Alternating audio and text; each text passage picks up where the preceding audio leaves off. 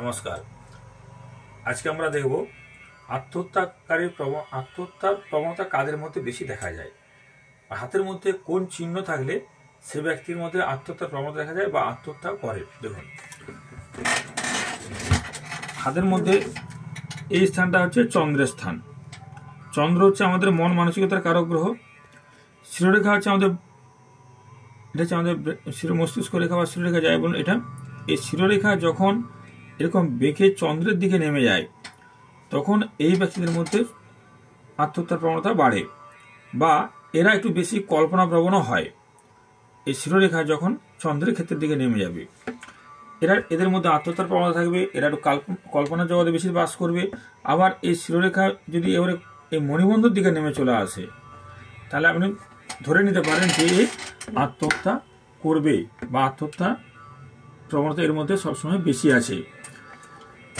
শিরোরেখা চন্দ্রের দিকে আসলেই আত্মহত্যার প্রবণতা থাকে, কিন্তু যখন এই রেখার নিচের দিকে নেমে যায় সেই তার যে এই অতিরিক্ত কল্পনা করবে তার এই কল্পনা তার দুঃখকে আরো বহুগুণ বাড়িয়ে দেয় যদি শিরোরেখা এই চন্দ্রের ক্ষেত্রে নিচের দিকে একবারে মণিবন্ধ পর্যন্ত চলে আসে। আবার একাদশ শিরোরেখা চন্দ্রের দিকে আসছে, এটা হচ্ছে শনির আঙুল। এইখানে শনির আঙ্গুরি, এই শনির আঙ্গুরি থেকে যদি কোনো রেখা বেরিয়ে এসে এইভাবে আয়ুরেখাকে কেটে দেয়, শনির আঙ্গুরির থেকে যদি কোনো রেখা বেরিয়ে এসে আয়ুরেখাকে কেটে দেয় তাহলে ঠিক আয়ুরেখা অনুযায়ী এই বয়স যতটা হবে, আমরা এখান থেকে আয়ুরেখা অনুযায়ী বয়স নির্বাচন করি, তাহলে এই দিক থেকে আমাদের বয়স গণনা শুরু হয়। সুতরাং এটা হচ্ছে 30-32 বছর বয়স।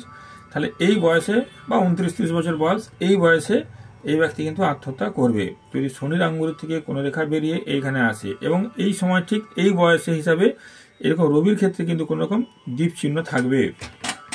শিরোরেখার চন্দ্রের দিকে ঢালু থাকলো, শনির আঙ্গুরের থেকে কোনো রেখা বেরিয়ে যদি আয়ুরেখাকে ক্রস করে বা আয়ুরেখায় এসে থামে তাহলে যেন, এবং রবি রেখায় ওই বয়সে দ্বীপ চিহ্ন থাকে তাহলে ওই ব্যক্তি কিন্তু আত্মহত্যা করবে। আরও অনেক সময় দেখা যায় যদি কোনো ব্যক্তির হাতে এই শিরোরেখার মধ্যে এরকম জব চিহ্ন থাকে, শিরোরেখার মধ্যে জব চিহ্ন থাকে, আর এইখান থেকে রাহু রেখা বেরিয়ে যদি কেটে যায় এবং রাহু রেখা বেরিয়ে যদি এই জব চিহ্নকে কেটে যায়, অনেক সময় আবার দেখা যায় ঠিক এরকম জায়গায় শিরোরেখাটা ভাঙাও হয়, এরকম অর্ধেকটা আসলো আবার একটু কাটা থাকলো, এখানে জব চিহ্ন থাকবে এবং যদি রাহু রেখা যদি কেটে দেয় তাহলে জানবেন এই ব্যক্তি এই বয়সে আত্মহত্যা করবে। আবার চন্দ্রের ক্ষেত্রে মনোমানসিকতার কারক গ্রহ, তাহলে চন্দ্রের ক্ষেত্রে যদি এরকম ক্রস চিহ্ন থাকে তাহলে কিন্তু এই ব্যক্তির আত্মহত্যার প্রবণতা বাড়ে। আর এরকম শিরোরেখা যদি এরকম ঢালু হয়ে নিচে নামলো, নেমে যদি কোনো জব চিহ্নে এসে শেষ হয়, এভাবে কোনো জব চিহ্নের মধ্যে শেষ হয়, এবং আয়ুরেখাতে যদি কোনো এরকম জব চিহ্ন থাকে তাহলে ওই সময়ে কিন্তু ওই ব্যক্তির সুসাইড করার সম্ভাবনা থাকবে।